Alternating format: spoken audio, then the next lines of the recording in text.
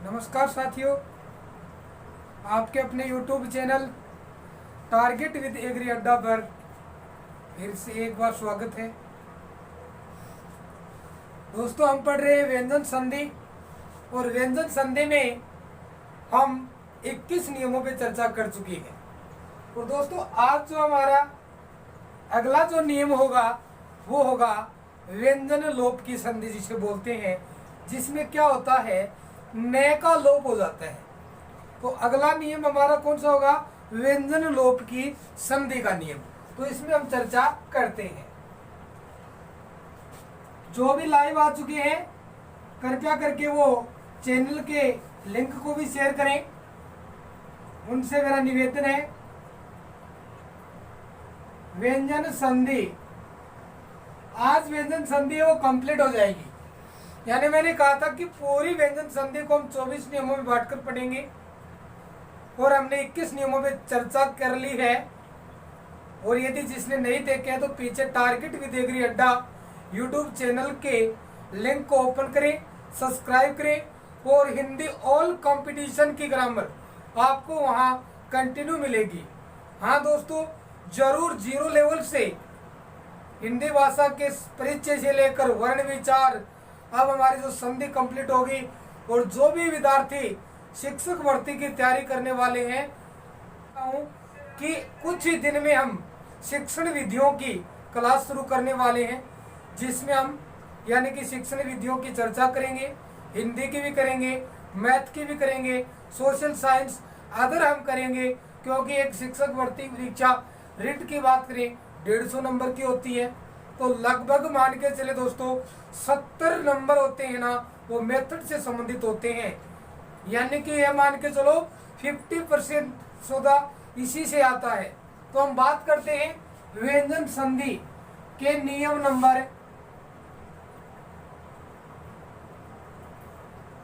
22, जिसे हम कहेंगे न लोप की संधि। न लोप की संधि नियम का नाम क्या है? न लोप की संधि। बात यह है, यदि हलंत न के बाद यदि कोई भी प्रथम पद होगा और उसका अंतिम ध्वनि क्या होगी? हलंत न होगी, और उसके बाद में कोई भी शब्द योग करता है तो ये न का क्या हो जाता है? लोप हो जाता है। ऐसा हम कुछ पढ़ेंगे, यानी उसका क्या हो जाता है? लोप हो जाता है। देखो, यदि हलंत न के बाद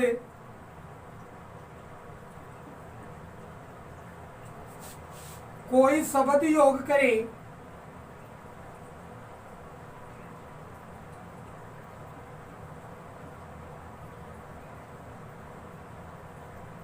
तो संधि करते समय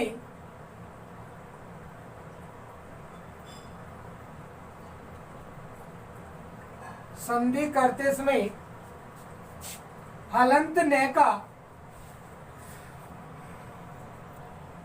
लोप हो जाता है।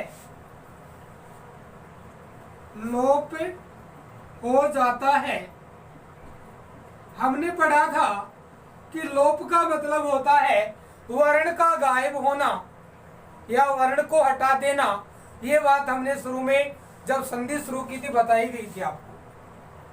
हमने क्या पढ़ा अभी तक कि प्रथम पद होगा, उसके अंतिम ध्वनि हलंत न होगी, उसके बाद में कोई भी शब्द योग करता है, कोई भी शब्द योग करता है, तब संधि करते हैं। इस न का क्या कर देते हैं? लोप कर देते हैं और आगे के शब्द को यथावत जोड़ देते हैं। जैसे हम बात करेंगे उदाहरणों की, ये बात समझ में आ गई होगी। प्रथम पद के अंतिम ध्वनि हलंत न होगा, आगे कोई भी शब्द योग करेगा तो हलंत न का क्या होगा? लोप हो जाएगा। यदि हम फिर उसका विच्छेद करेंगे तो जहां से हमने शब्द को तोड़ेंगे उसके बाद में क्या लिख देंगे? न लगा देंगे। जैसे शब्द आता है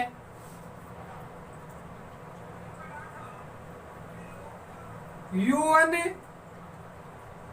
प्लस वाणी, U1 प्लस वाणी। दोस्तों U1 प्लस वाणी में U1 प्रथम पद है और उसकी अंतिम ध्वनि हलंत न है, और ये शब्द जब जुड़ेगा इस न का क्या हो जाएगा, लोप हो जाएगा। यानी कि हम क्या करेंगे, बनेगा यू वाणी। क्या बनेगा, यू वाणी। ये पहला हमारा उदाहरण हो गया, U1 वाणी। एक शब्द आता है पक्षिन प्लस राज, पक्षिन प्लस राज। अब यहाँ पे प्रथम पद के अंतिम ध्वनि क्या है, हलंत ने। आगे कोई भी शब्द जुड़े, हमें वर्ण से कोई मतलब नहीं, कोई भी शब्द योग करता है हलंत ने का क्या करना है, सामान्य सी संधि है, नाम है संधि। बाकी संधि तो क्या है, क्या करेंगे इसका, पक्षी राज। क्या बनेगा, पक्षी राज। उसके बाद हम बात करें, शब्द आता है मंत्रीन प्लस मंडल। क्या बन जाएगा, मंत्रिमंडल, मंत्रिमंडल, मंत्रिमंडल। उसके बाद हम मंत्री में ये छोटी आएगी, मंत्रिमंडल। बात समझ आ रही है कि हलंत न होगा, कोई भी शब्द योग करेगा तो यानी कि हलंत न का क्या करेंगे, लोप कर देंगे। शब्द आता है सन्यासी ने प्लस वर्ग, सन्यासी ने प्लस वर्ग। अब देखो दोस्तों, इसके अंतिम ध्वनि क्या, हलंत ने।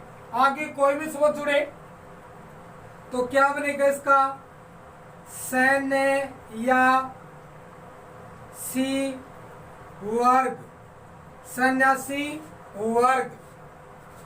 एक शब्द आता है आत्मन प्लस हंता, आत्मन प्लस हंता।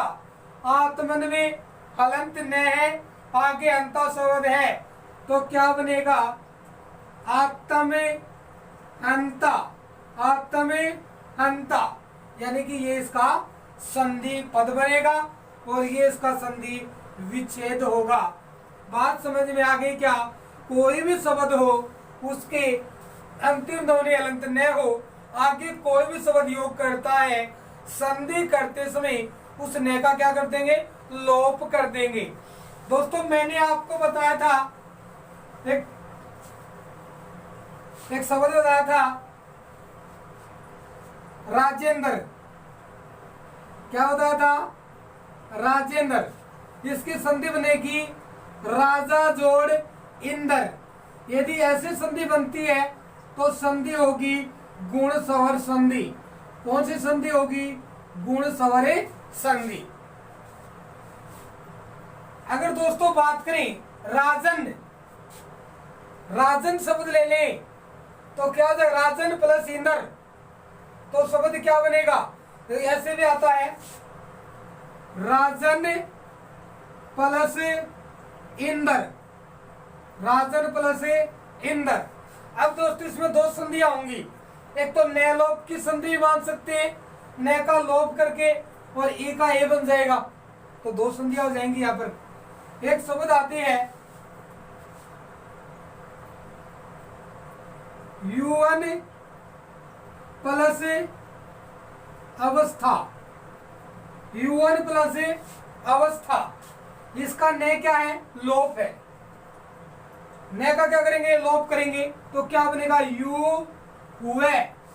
न का लोप करेंगे ये बचेगा, लेकिन दोस्तों आगे ए है, ए के कारण यहाँ पर एर आगे है, दोनों मिलकर क्या बनाएंगे, दीर्घ आ, तो युवावस्था, युवावस्था। और इसमें दो संधियां हैं, कितनी संधियां हैं, दो संधि।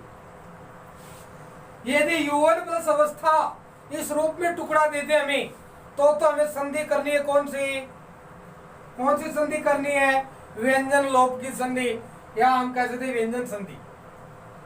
यदि वह टुकड़ा देता है युवा प्लस अवस्था, युवा प्लस अवस्था, तो हम संधि कौन सी करेंगे, यहाँ पर करेंगे दीर्घ स्वर संधि।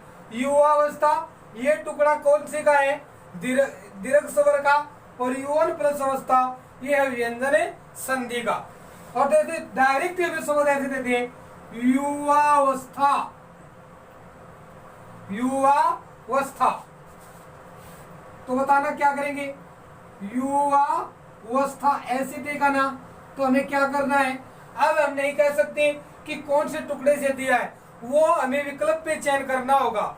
अगर युवावस्था शब्द देकर हमें पूछ लेता है कि संधि कौन सी है, इसमें दीर्घ भी है, इसमें व्यंजन भी है, लेकिन वो डिक्लेयर कब होगी, जब टुकड़ों में देगा।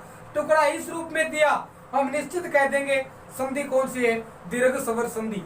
लेकिन टुकड़ा इस रूप में दिया तो हम बताएंगे कौन सी संधि, व्यंजन लोप की संधि, अर्थात हम कहेंगे व्यंजन संधि। बात समझ में आ गई होगी। उसके बाद हम करेंगे अगला जो हमारा उदाहरण होगा,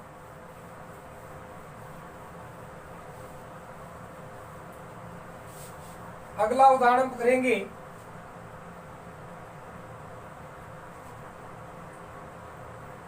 राजन प्लस ऋषि, राजन प्लस ऋषि, और एक होता है राजा प्लस ऋषि। अगर ये टुकड़ा दे दे तो संधि कौन सी होगी, व्यंजन संधि। अगर ये टुकड़ा दे दे तो संधि कौन सी होगी, गुण सवरे संधि, गुण सवरे संधि।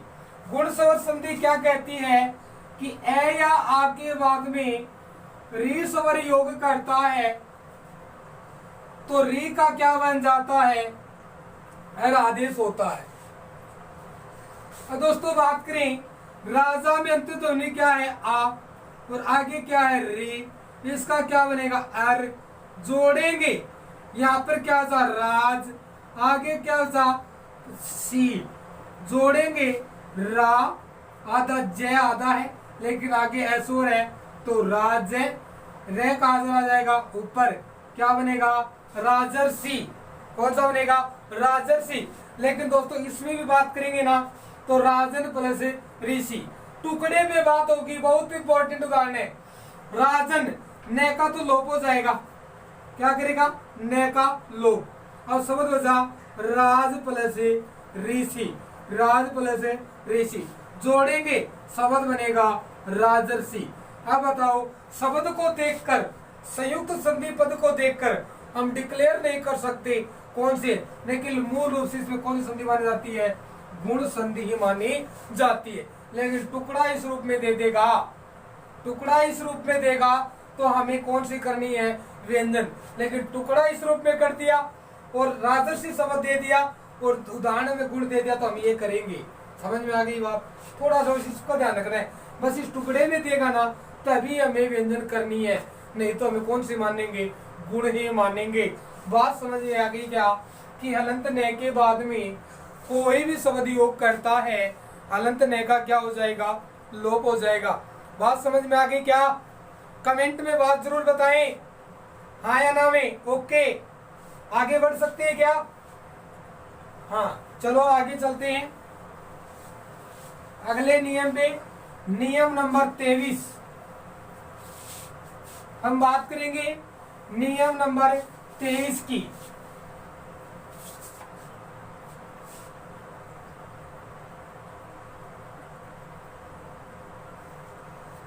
दोस्तों ध्यान से सुनना, एक तो होगा निरुपसर्ग, कौन सा उपसर्ग होगा, निर, और एक होगा दुर। एक निरुपसर्ग का रे हलंत होता है और दुरुपसर्ग का भी रे हलंत होता है। अब ध्यान से सुनना बात को, निर और दुर प्रथम पद में यदि निरुपसर्ग हो या दुरुपसर्ग हो और उसके बाद में रे वर्ण से बना शब्द, रे वर्ण से बना शब्द। ध्यान से सुनना है, वेरी वेरी इंपॉर्टेंट। निर व दुरुस्तर के बाद में र वर्ण से बना शब्द योग करता है, योग करता है, तो क्या होता है? हलंत रह का लोप हो जाता है। हलंत रह का क्या होगा? लोप। निर और दुर उपसर्ग में जो हलंत रह है उसका क्या हो जाएगा? लोप। और पीछे नी और दुर में, नी और दुर में जो जिस स्वर की मात्रा है वो क्या हो जाएगी? दीर्घादेश हो जाएगी। क्या हो जाएगी? दीर्घादेश। यदि ध्यान से सुनना, यदि प्रथम पद में निर या दुरुपसर्ग हो, उसके बाद में योग करने वाला शब्द यदि र वर्ण से बना है तो निर और दुरुपसर्ग का हलंत रह तो लोप हो जाएगा, और नि और दु की जो ह्रस्व मात्रा है वो क्या हो जाएंगी? दीर्घ हो जाएंगी। अर्थात जैसे हम बात करें, ये नी क्या हो जाएगी? बड़ी हो जाएगी। ये दु क्या हो जाएगा? बड़ा हो जाएगा। कब?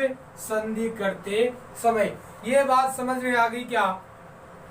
ये बात समझ में आ गई क्या? प्रथम पद में निर और दुरुपसर्ग मिलेगा, उसके बाद में र वर्ण से बना कोई शब्द होगा, और निर और दुरुपसर्ग के र का क्या हो जाएगा? लोप हो जाएगा, और नि और दुरुपसर्ग की ह्रस्व मात्राएं वो क्या हो जाएंगी? दीर्घ हो जाएंगी। और इस नियम को हम लिखेंगे। अब यदि निर व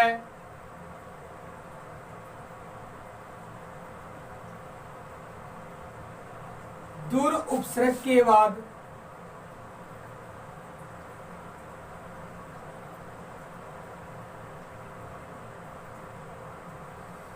निर व दुर उपसर्ग के बाद र वर्ण से बना शब्द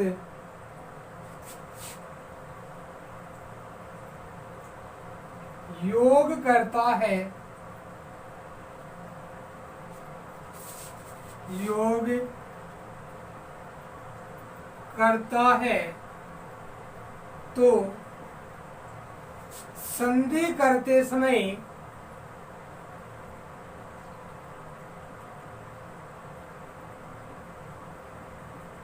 संधि करते समय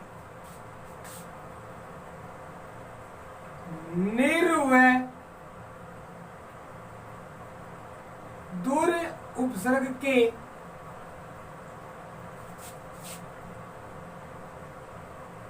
हलंत र का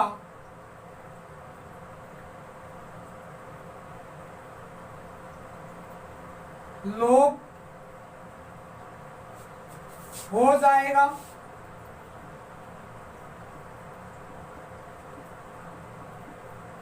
तथा उससे पहले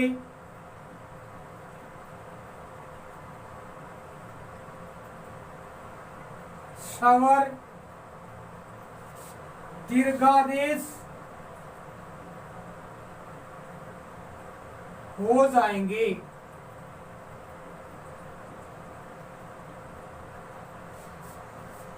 ये हमारा नियम है, ध्यान से पढ़ना है। प्रथम पद में निर और दुरुपसर्ग होगा, आगे र वर्ण से बना कोई शब्द होगा।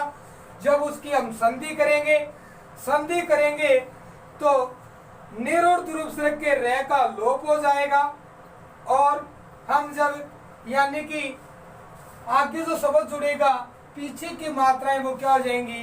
दीर्घ हो जाएंगी। हम उदाहरण पे चर्चा कर लेते हैं। शब्द आता है निर प्लस रोग, निर प्लस रोग।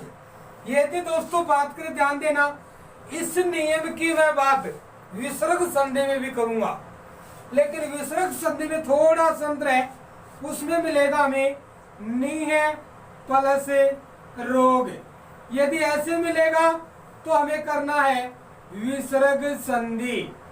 और यदि दोस्तों हमें उपसर्ग बाहर दे दिया है ऐसे करके, तो हम करेंगे व्यंजन संधि। समझ में आ गई क्या? यदि हमें पूछे निरोग में कौन सा उपसर्ग है, तो हमें बताना विसर्ग, सॉरी कौन सा उपसर्ग? निरुपसर्ग। ठीक है, तो देखो दोस्तों, हमने कहा निरुपसर्ग के बाद में र वर्ण से बना शब्द योग करता है, तो इस र का क्या हो जाएगा? लोप हो जाएगा। पीछे जो भी मात्रा होगी वो क्या हो जाएगी? पीछे क्या है? नी, तो नी की मात्रा क्या जाएगी? बड़ी। आगे जो शब्द है वैसा वैसा क्या बनेगा? निरोग। क्या बनेगा? निरोग। शब्द आता है निर प्लस रव, क्या बनेगा? नीरव। क्या बनेगा? नीरव। शब्द आता है दूर प्लस राज, दूर प्लस राज। रे का कर दो लोप, पहले दे का क्या कर दो? दीर्घ। आगे मूल शब्द हो क्या बनेगा? दुर्राज। शब्द आता है दूरे प्लस रम्मे, दूर प्लस रम्मे। इस रह का लोप, पीछे स्वर की मात्रा को दीर्घ, आगे कैसा है? लिख दो दूर प्लस रम्मे, दूर प्लस रम्मे। शब्द आता है ऐसे मान के चलते नीर प्लस रोग हो गया, क्या? रोग। हाँ, क्या बनेगा? निरोग। तो ये थी हमने निर और दुर की बात। ये थी हमें उसरग निकाल कर बाहर देगा तो हमें व्यंजन संधि करनी है। और यदि इसी के टुकड़े हमें इस रूप में दे दे तो हम उसे विसर्ग संधि में मानेंगे।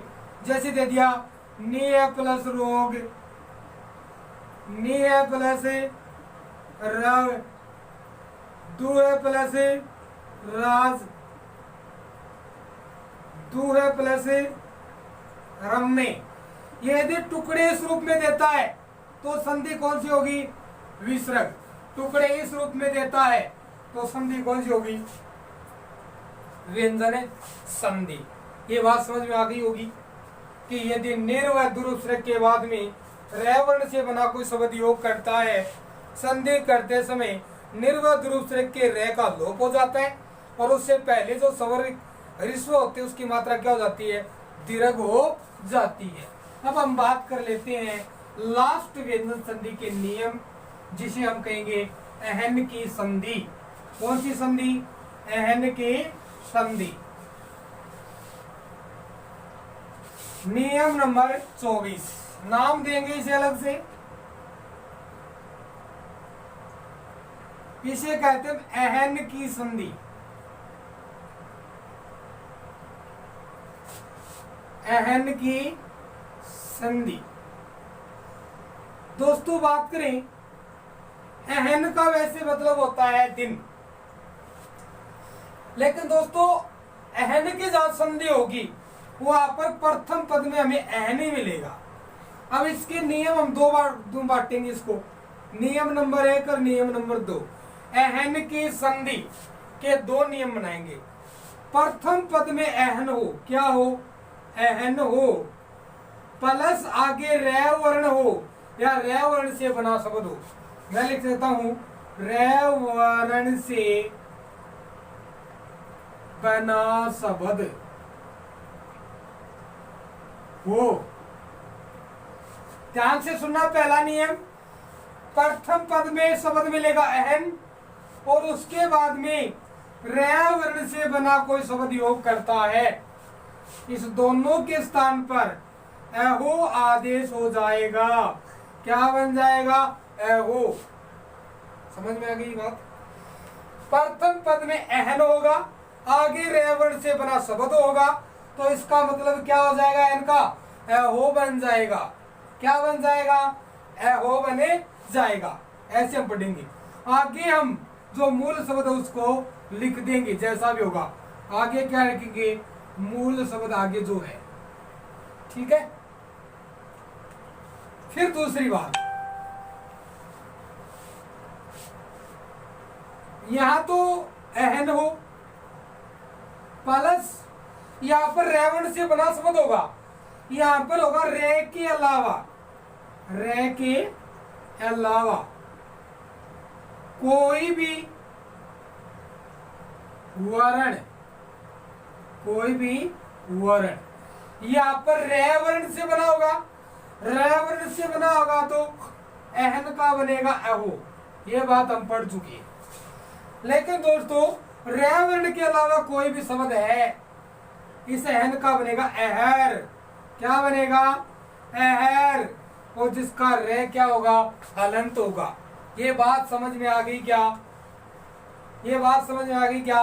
यदि एहन के बाद में रे वर्ण से बना कोई शब्द योग करता है, एहन का रूप हो जाता एहो। यदि एहन के बाद में रे के अलावा कोई शब्द योग करता है, एहन का बन जाता एहर। ये दो बातें आपको ध्यान में रखनी है, बस इसे ही कहते हैं एहन की संधि। उदाहरणों पे चलते हैं।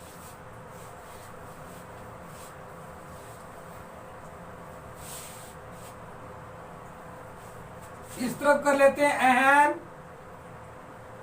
प्लस रे वर्ण, ये हमारा पहला नियम। इसके उदाहरण यहां लिखेंगे, यहां होगा एहन प्लस रे के अलावा वर्ण, ये हमारा नियम होगा इसका दो। एक तो रे होना जरूरी है, रे होगा तो अहो बनेगा, रे के अलावा कोई हो तो एहर बनेगा। इसका रूप बनेगा एहो, ध्यान में रखना है। इसका रूप बनेगा एहर, जिसका रे क्या होगा अलंत होगा। उदाहरण पे हम चर्चा कर लेते हैं, उदाहरण पे चर्चा कर लेते हैं, दोनों के उदाहरणों पे चर्चा करेंगे। शब्द आता है एहन प्लस रात्रि, एहन प्लस रात्रि। ध्यान दो, प्रथम पद एहन है, आगे रे वर्ण से बना शब्द है? एहन का क्या बनेगा एहो, ध्यान दो।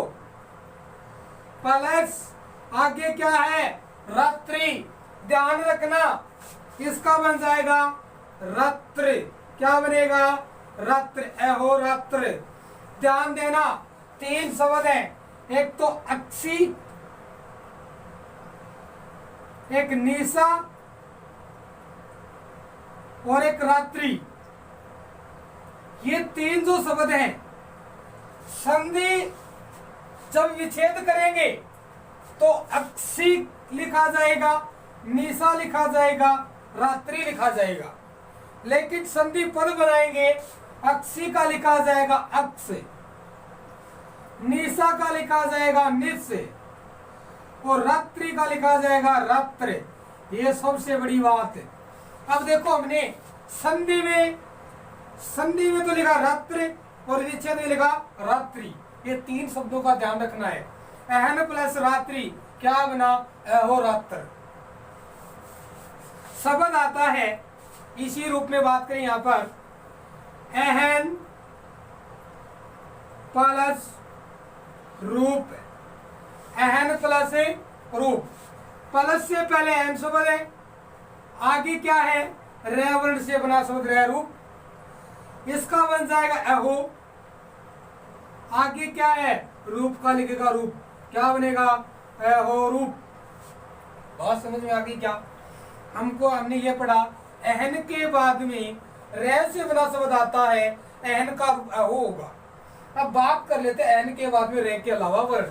पहला जो शब्द आता है एहन प्लस निशा, एहन प्लस निशा। ध्यान रखना, एहन के बाद में निशा शब्द है, वो रे वर्ण से अलग से है। केवल रे होगा तो एहो बनेगा, लेकिन यहाँ पे रे के अलावा है तो इसका क्या बन जाएगा एहर बनेगा। प्लस आगे शब्द क्या है निशा, जोड़ेंगे। देखो रे है, ए है, रे हलंत है, ऊपर चला जाएगा, निशा का नीस लिखा जाएगा। अहरनिश ऐसे नहीं, ये गलत हो जाएगा। क्या बनेगा? अहरनिश। अहरनिश का मतलब होता है दिन रात। और यदि इसे समास पूछ ले तो कौन सा समास होगा? द्वंद्व समास। कौन सा समास होगा? द्वंद्व समास। अहरनिश, अहन प्लस निशा। शब्द आता है अहन प्लस मुख। अहन प्लस मुख क्या बनेगा? अहर प्लस मुख जोड़ेंगे क्या बनेगा? अहर मुख। अहर मुख। समझ में आ गई क्या बात? उसके बाद एक उदाहरण और देख लेते हैं। इसका शब्द आता है अहन प्लस अहन, यानी दिन दिन। अहन प्लस अहन। अब देखो दोस्तों, यहाँ पे भी अलंत है, यहाँ पे भी अलंत है। अब कोई भी रह के अलावा है तो इसका बनेगा अहर। आगे क्या है? अहन। अब ध्यान देना, अहर बन गया इसका, आगे बन गया अहन बनेगा। अब देखो इसको लिखेंगे ए है, आगे ए इसमें मिल जाएगा रे में, रे आधार आगे मिलेगा ए और अहर है। लेकिन जब संधि करेंगे तो इस ने का क्या हो जाएगा? लोप हो जाएगा। समझ लेगा? अहर अहर है क्या बनेगा? अहर है। अहर है में संधि कौन सी है? व्यंजन संधि। कौन सी? अहन की संधि होगी। संधि विच्छेद क्या होगा? तो आपको करना अहन प्लस अहन, अहन प्लस अहन। अहन के बाद में रे के अलावा हुआ तो अहर बना, आगे अहन रहेगा। अहर रे आगे एस और मिलने से रे पूरा लिखा गया है। अलंत न का क्या हो जाता है? लोप हो जाता है। ये थी दोस्तों हमारी व्यंजन संधि, जिसमें हमने आज 3 बिंदुओं पर चर्चा की है। न लोप की संधि, फिर हमने निर और दुस की संधि, और फिर हमने आज पढ़ी अहन की संधि।